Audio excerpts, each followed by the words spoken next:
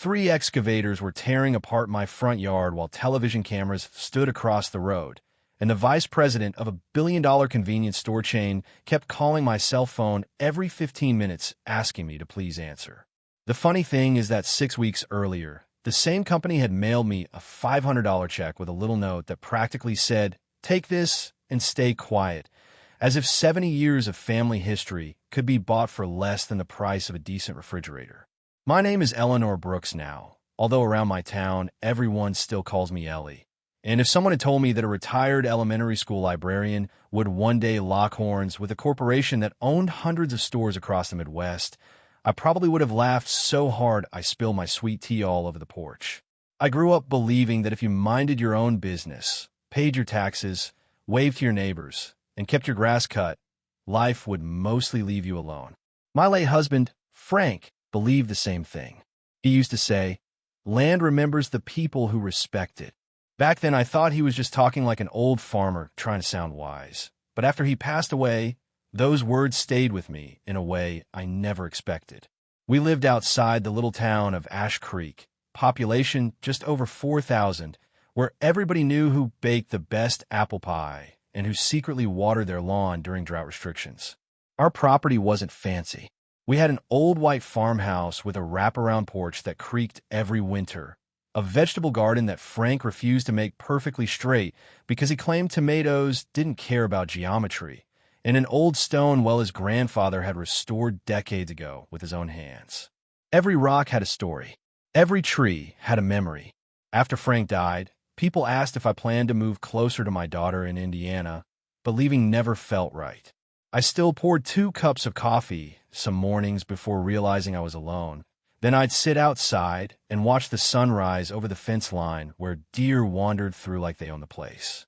It wasn't a glamorous life, but it was mine. Things started changing when trucks began arriving on the neighboring parcels. At first, I assumed another farmer had sold his land for housing, which happens more often than folks like to admit. Then the survey markers appeared, then bulldozers, then steel beams, and before long the entire area sounded like a construction site from sunrise until dark.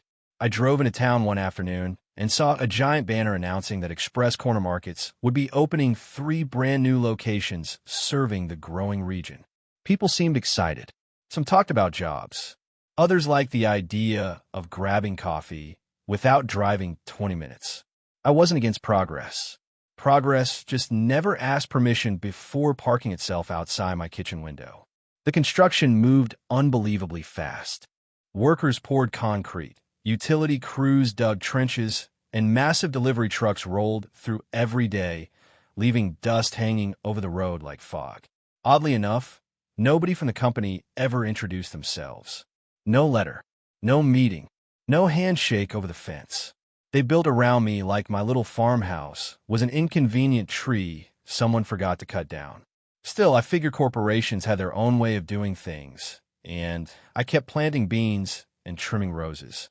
Then one morning, I opened my monthly utility statement and nearly dropped it on the floor. My water and electric costs had jumped by almost $300 compared with the same month the year before. I checked the numbers again, thinking maybe I'd mixed up the bills. I even called the utility office, where a young man politely suggested I might have a hidden leak somewhere on my property. That sounded possible, although nothing looked wrong.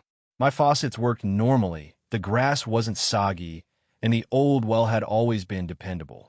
Even so, something felt off, like hearing a clock ticking in another room after midnight. Frank used to tell me that when a house starts whispering, you'd better listen before it starts screaming. So I called a local plumber named Hank Morrison, a quiet fellow with silver hair and the kind of weathered hands that looked like they could repair anything from tractor to a church bell. He walked my property slowly without saying much, occasionally kneeling to inspect the soil or tapping pipes with a wrench. By the 3rd day, he seemed bothered. By the 4th day, he stood beside the garden with mud on his boots, looked directly at me, and said, "Miss Ellie, I think you got a problem that doesn't belong to you." At that moment, I had no idea those words were about to pull me into the biggest fight of my entire life. One that would force me to choose between accepting a quiet payoff or defending the only piece of my husband's legacy that still stood exactly where he left it. Hank didn't say another word until he asked if I had a shovel, and when I handed him one, he marked a spot near the edge of my vegetable garden where Frank used to grow peppers every summer. He dug carefully for several minutes before the metal blade struck something solid with a dull clank that definitely wasn't a rock. We cleared away the dirt together and exposed a heavy commercial-grade pipe far larger than anything that belonged to a private residence. Hank wiped the sweat from his forehead, stared at it for a long moment, then shook his head. "Ellie, I've worked 35 years in this county, and I've never seen a line like this feeding into a homeowner's system." My stomach sank. We followed its direction as best we could, and the path pointed straight toward the 3 brand-new express corner markets. I remember laughing for half a second because the idea sounded ridiculous. Why would 3 busy stores have anything to do with my little property? Hank wasn't laughing. He borrowed a tracing camera from another contractor he knew, and over the next 2 days they mapped enough of the line to show that wastewater from the commercial sites appeared to be traveling beneath my land. The estimate was staggering. The amount moving through that pipe each week was more than my household could have used in months. I sat on my porch that evening with a notebook in my lap, looking out at the garden Frank had loved, and for the first time since his funeral, I felt genuinely angry. Not sad, not lonely, just angry. Someone had decided that my land was convenient enough to use, but unimportant enough that I didn't deserve to know about it. My daughter, Emily, told me over the phone to hire an attorney immediately. I told her lawyers cost money. She answered, "Mom, losing your rights costs even more." The next morning, I climbed into the attic where Frank stored old file boxes labeled in his neat handwriting. It took nearly 6 hours before I found a dusty folder containing our original deed, survey maps, and a water rights document that had been recorded decades earlier. Frank always believed paperwork mattered. He saved everything, right down to receipts for fence posts bought in the 1980s. Back then, I teased him for being obsessive. That afternoon, I silently thanked him. A local engineering consultant named David Keller agreed to review the documents and inspect the property. Unlike television lawyers who make speeches every 5 minutes, David barely spoke while working. He measured elevations, reviewed county maps, compared utility plans, and disappeared into his office for 3 days. When he finally called, his first sentence was, "Mrs. Brooks, if my findings are correct, this installation should never have happened the way it did." His report concluded that the line crossed private property without recorded authorization and created a significant encroachment issue.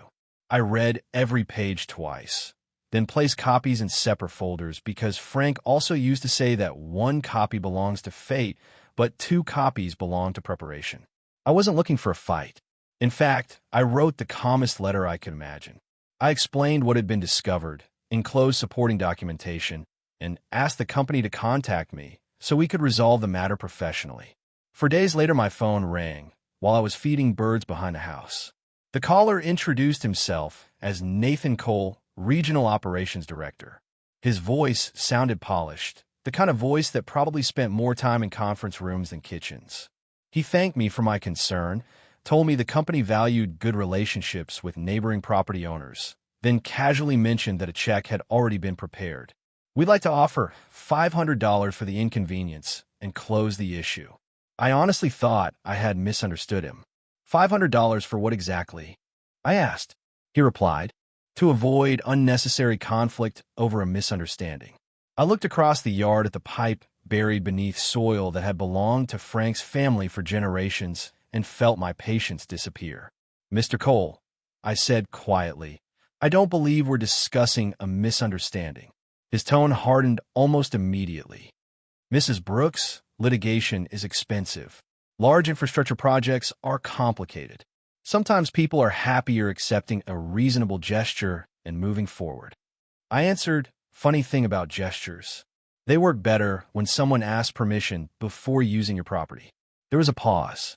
Then he said, "You should think carefully before taking on a corporation." I replied, "You should think carefully before assuming a widow has nothing left to lose." The line went silent before he ended the call without another word. My hands were shaking afterward, not because I was frightened, but because I realized he expected me to surrender. That expectation bothered me more than the pipe itself. The following week, I hired an attorney named Sarah Whitman, a woman barely in her 40s with cowboy boots, under expensive suits, and a habit of smiling whenever opposing counsel underestimated her. She read every document, leaned back in her chair, and asked one question. Do you want revenge or resolution? I thought about it for several seconds. Resolution. I answered, but if they force me to choose, I won't mind if revenge accidentally tags along. She laughed so hard that coffee nearly came out of her nose. Sarah advised me not to destroy anything, not to threaten anyone, and not to touch the existing line until every legal option had been documented. Instead, she recommended installing a monitoring system on my own property to measure what passed through it. The equipment wasn't cheap, but I paid for a commercial-grade meter and an electronically controlled shutoff assembly that technicians installed near the edge of my land, where the connection could be isolated if necessary. The installer looked at me curiously and asked, "Expecting trouble?" Y answered, "No, I am expecting accountability." Once everything was documented, Sarah contacted county officials requesting an inspection based on potential utility violations. 2 inspectors arrived on a cloudy Tuesday morning wearing reflective vests and carrying stacks of maps. They spent hours measuring, photographing, and comparing records while workers from the nearby stores watched from a distance. Customers came and went, unaware that something much larger was unfolding beneath the pavement. Around sunset, one inspector approached me and simply nodded. "We'll be filing our report." He couldn't discuss details, but his expression told me enough. 3 days later, bright notices appeared at all 3 express corner markets, restricting operations pending compliance review. Cars slowed down to read the signs. Local residents gathered across the road, whispering to one another. Somebody took photographs and posted them online. By evening, everyone in Ash Creek seemed to have an opinion. Some insisted the company must have made an honest mistake. Others said corporations always assume small-town people won't fight back. Meanwhile, my phone wouldn't stop ringing. Friends I hadn't spoken to in years wanted updates. My church choir director brought over a casserole and said she was praying for me. Hank drove by, honked twice, and yelled through his truck window, "Told you that problem didn't belong to you." Yet deep inside, I knew the real battle hadn't even started. Powerful organizations rarely panic after the first setback. They regroup. They calculate. They apply pressure from directions ordinary people never expect. As I sat alone that night, looking over the dark outline of my garden, the electronic shutoff valve resting quietly beneath the soil, I had the strange feeling that somewhere in a brightly lit corporate office, people in expensive suits were discussing my name for the very first time, and I suspected they still believed I would eventually fold if they waited long enough. They underestimated one very important thing about small towns. Information travels faster than trucks, and respect travels even faster. Within days, people I had never met before were stopping by my mailbox just to ask if I was the lady standing up to Express Corner. Some brought cookies, some brought advice, and one retired county surveyor showed up carrying a tube full of old maps he thought might help. Sarah smiled when she saw them spread across my dining room table and said, "Corporate lawyers bill by the hour. Neighbors volunteer." That sentence stayed with me. A week later, the county issued its formal findings, and suddenly what the company had treated as an annoying complaint became a very expensive problem. Crews were ordered to excavate sections of a line for inspection. Environmental specialists needed to evaluate the surrounding soil, and every delay meant more questions from regulators. Television stations loved the story because it had everything people enjoy watching: a giant corporation, an older widow living alone, a mysterious underground pipeline, and a fight over property rights. The first time I saw my little farmhouse on the evening news, I laughed because the camera somehow made it look bigger than it really was. Meanwhile, the store sat nearly empty, employees worried about their schedules, and rumors spread across the county. Some people blamed me for the closures until they learned why everything had happened. One cashier even walked across the parking lot to apologize, saying, "Ma'am, we thought you were trying to hurt our jobs. Now we know you were just protecting your home." I told her none of this was ever about the workers. They were trying to earn a living just like Frank and I had done for decades. My problem was with people who believe convenience gave them permission. Then the pressure inside the company began showing cracks. Sarah received calls asking whether mediation might be possible. Another attorney suggested that everyone simply move forward in a spirit of cooperation. Funny how the language changes when the costs start adding up. The same people who once spoke as though I should feel grateful for $500 were now asking if I would consider a broader discussion. I told Sarah there would be a discussion, but only after the facts were acknowledged. 2 mornings later, my phone rang. Nathan Cole's voice sounded different. The confidence had been replaced by exhaustion. He skipped the usual introductions and asked, "Mrs. Brooks, what would it take to resolve this?" I looked out the kitchen window at Frank's old oak tree and answered carefully because I had spent the previous night thinking about exactly that question. First, my property rights have to be recognized in writing. Second, if your company wants to benefit from my land, it will compensate me fairly. Third, every existing damage must be repaired. He sighed. "Can you be more specific?" I read the numbers from the notebook sitting beside my coffee mug. A monthly easement payment, compensation for restoration, legal costs, and strict penalties if future obligations were ignored. There was silence on the other end long enough for me to hear birds singing outside. Finally, he said, "Those terms are unreasonable." I replied, "Then nothing changes." He asked if I understood how much inconvenience continuing this dispute would create. I answered, "Mr. Cole, inconvenience is receiving a $500 check after someone uses your property without permission. Accountability is something else entirely." He thanked me for my time and ended the call. Sarah looked at me and asked if I was nervous. I admitted I was. She nodded and said, "Good. Courage isn't the absence of fear. It's making the call anyway." Less than an hour later, my phone rang again. This time, the conversation lasted almost 40 minutes. The tone was polite, practical, and completely different from before. Questions became negotiations, negotiations became revisions, and revisions slowly became agreement. By the end of that afternoon, the company accepted terms that protected my property, compensated the damages, established long-term payments, and included strong enforcement provisions if obligations were ignored. When I signed the final documents, I didn't feel victorious the way movies portray these moments.